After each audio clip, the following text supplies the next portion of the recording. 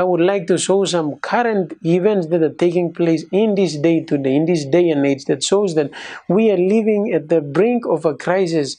The same persecuting power is slowly coming up into scene again to persecute God's remnant people, the people who profess to be keeping the law of God. Now, last time I presented this message, I saw Laudato Si. This is the law that the Pope put, a document that Pope wrote called the Laudato Si. It is a word in Italic, meaning be praised or praise be, something like that. This is a document written by Pope to fight against climate change. She presented to the Paris Climate Change meeting in 2015, and ever since she has been pushing this to the world. And in it, it says Sunday, like the Jewish Sabbath, is meant to be a day of of day which heals our relationship with God, with ourselves, and with others, and with the world. Now she's using the Sunday as substituting Sunday for Sabbath in the Bible, and then she used the biblical word, biblical text which refer to Sabbath to be referring to Sunday. Exodus chapter 23 verse 12. The law of weekly rest forbids work on the seventh day, so that your ox and your donkey may have rest, and your sons and your maid servant and the stranger may be refreshed. So she is pushing this forward as the new Sabbath, his Sabbath to the world. For why? For greater concern for nature and for the poor. This is a doctrine. She is pushing this doctrine. The papacy is pushing this doctrine to the people to accept this. Now, let us see some things that are contained in the doctrine. Laudato Si point 169 says, international negotiation cannot make significant progress due to position taken by countries which places their national interest above the common or the global common good, the good of all. Some people do not want to accept the greater common good. What does she refer to as a common good? This is the doctrines of the Catholic Church. Look at this. This is compendium of the social doctrines of Catholic, social doctrine of the Church. Page number 186, it says public authority have the duty to ensure that for reason of economic productivity citizens are not denied time for rest and divine worship. Employees have an analog obligation regulating their employees. Now, it sounds good, right? Listen to this now. Christian, in respect of religious freedom and of the common good of all, should seek to have Sundays and the church holidays recognized as legal holidays. You see, this is where they are heading. The doctrine of the common good is something that they teach, and one of the things that they push forward is the doctrine of common good is the Sunday Sabbath. Everyone have to keep the Sunday holy, and this should be legislated by law. This is what she's moving to the people to accept. Now, she has been pushing this for a long time, and she rightfully says that the Pope mentions that the common good has become global. At this time, the common good is becoming global. Everyone around the world is accepting an idea of the common good. Look, the red writing. The common good has become global. A nation must associate for their own benefit. Francis said, nothing that some nation today have a spirit of opposition rather than cooperation. Pope Francis said that when a supranational common good is clearly identified, as in the case of climate change. You see, climate change comes in the idea of common good, and human trafficking, it necessitates a special legal authority capable of facilitating the solution. You see how she is mingling climate change with all other issues, and she is going to enforce this agenda forward. Now, after the common good has become global, what did the old Babylon do? You remember what the old Babylon did when she conquered the world? The first thing that she wanted to do, she got young people from the top class, and what did she do? she re-educated their mind. She wanted to indoctrinate them with whatever they knew, whatever they got, they held on to. They have to reject that and accept the new doctrine that Babylon preached to them, Babylon said with them. Now, look at what the Pope of Rome is trying to do. The Pope to launch a global education pact next year. This is going to take place in May 14, 2020. This is what he says. Pope Francis is inviting world leaders and young people to come together in the Vatican on May 14, 2020 for an event called Reinventing the Global Educational Alliance. You see, she is trying to indoctrinate the people, the young people around the world. Look at whom she is specifically calling for. The young people. Pope Francis is inviting the world leaders and young people to come together at the Vatican. This is where she is heading, brothers and sisters. Now, according to the statement for the Congregation of the Catholic Education, the initiative is a response to a request that came during several meetings Francis held with different personalities of various cultures and religion. The statement said the fifth anniversary of the environmental encyclical Laudato Si was an ideal platform to launch the event. If they are appointing the anniversary of the Laudato Si to host this event, what do you think they are going to push to the people? Go to this document and you check out, you will realize that the curriculum that they will be using to push forward the idea is the idea of the common good. Now, I'd like you to watch what Pope Francis said. Nell'enciclica Laudato Si ho invitato tutti a collaborare per custodire la nostra casa comune, per capire quanto è urgente sia la sfida che abbiamo davanti. Dobbiamo puntare sulla educazione, che apre la mente e i cuori ad una comprensione più larga e più profonda della realtà. Serve un patto educativo globale che ci educhi alla solidarietà universale, a un nuovo umanesimo. Per questo ho promosso un evento mondiale che si terrà il 14 maggio del 2020. You see, even the Pope himself alludes to the Laudato Si as the subject of his speech here.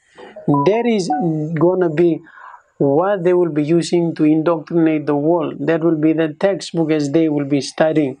Now, that is what Pope is doing. On the other hand, we Adventists know that America in prophecy will be ushering Pope and the Roman Catholic Church, giving a voice to the church, and then the church will speak like a dragon. Remember in Revelation chapter 13, the lamb like beast speaking like a dragon.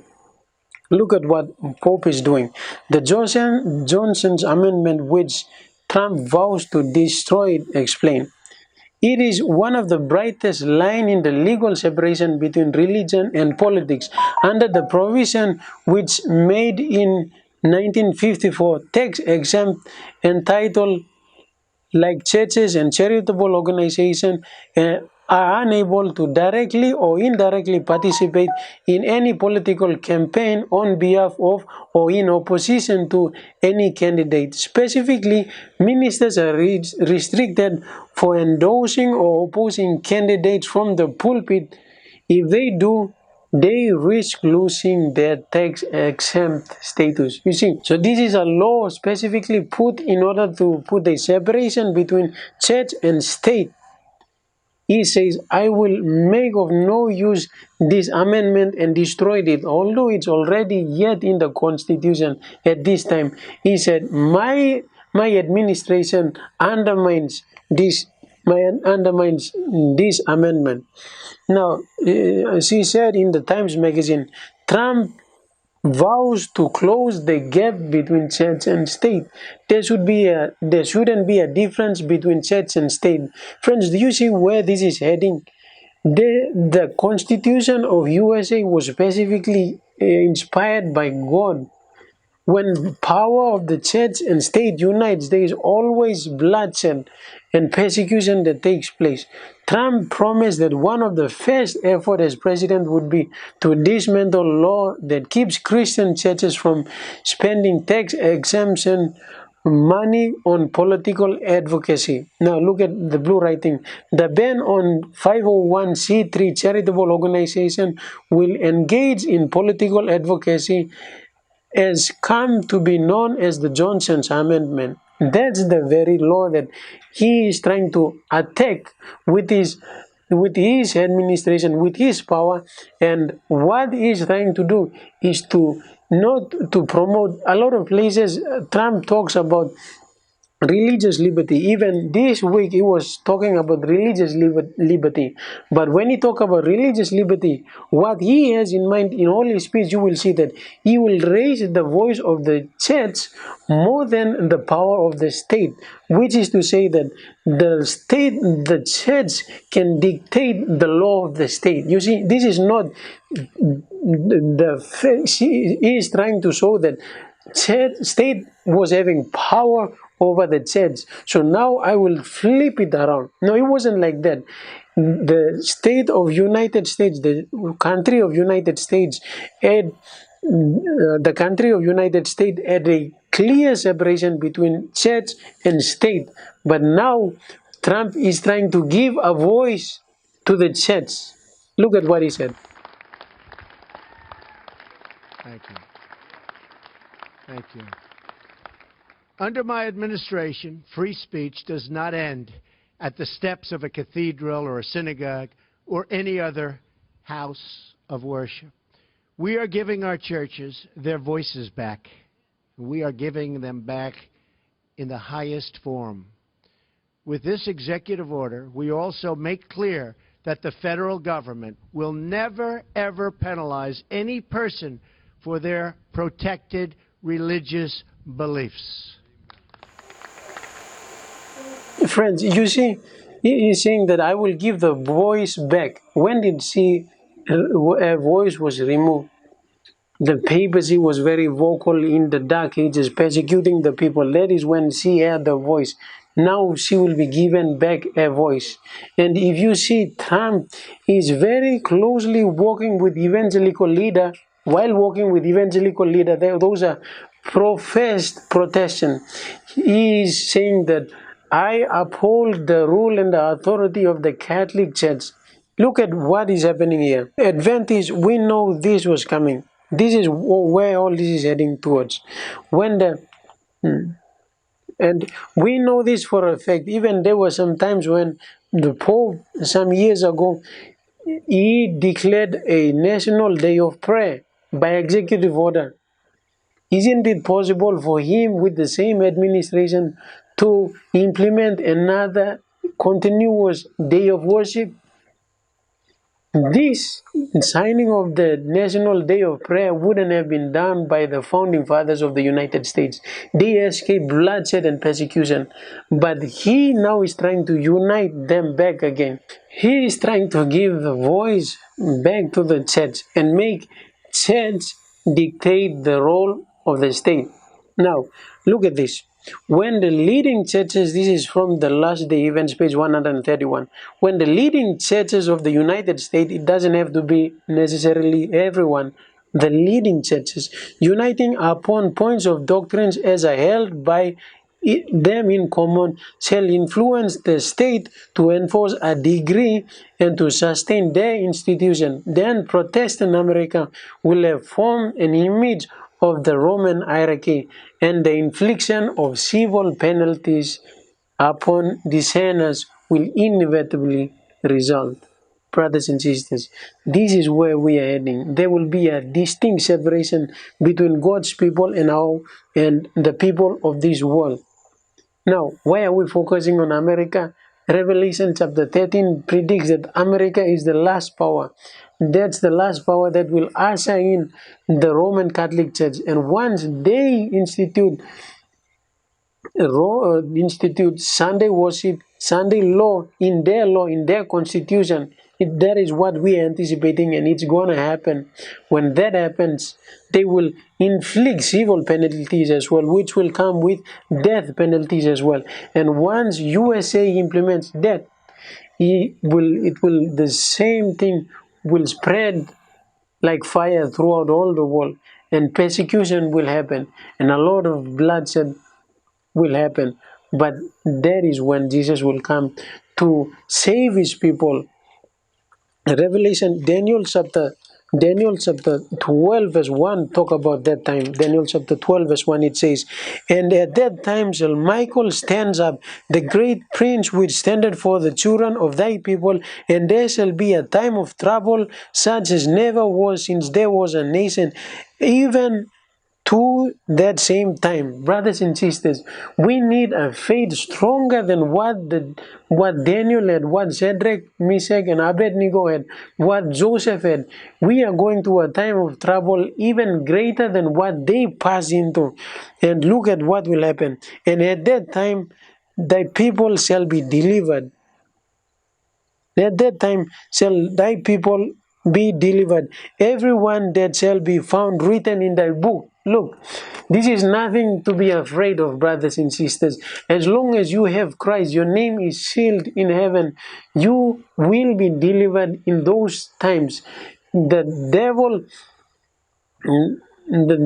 is going to do all his best to persecute the people of God, but God's people, he himself will be delivered. But if you are in Babylon now, even in the Adventist church, if we do not understand a lot of truths, and those truths do not have a transformational effect in our life, then we are living the lifestyle of Babylon. Although we are not Babylon, we are living in the lifestyle of Babylon. We have to come out of their practices. That's why even Revelation chapter 3 talks about the Laodicea church. The Adventist church before Jesus comes will be in an apostate church. Even the ugliest of all the other 6 churches, she will be in that state.